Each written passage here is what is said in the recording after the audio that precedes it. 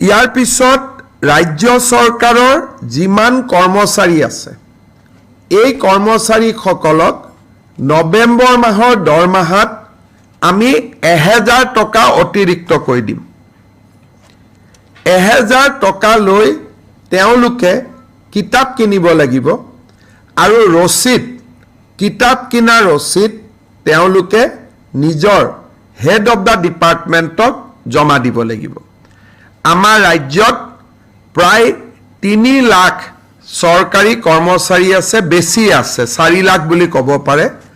তাৰ মানে ৰাজ্য চৰকাৰে 40 কোটি টকা খালি কিতাপ কিনাৰ বাবে ব্যয় কৰিব।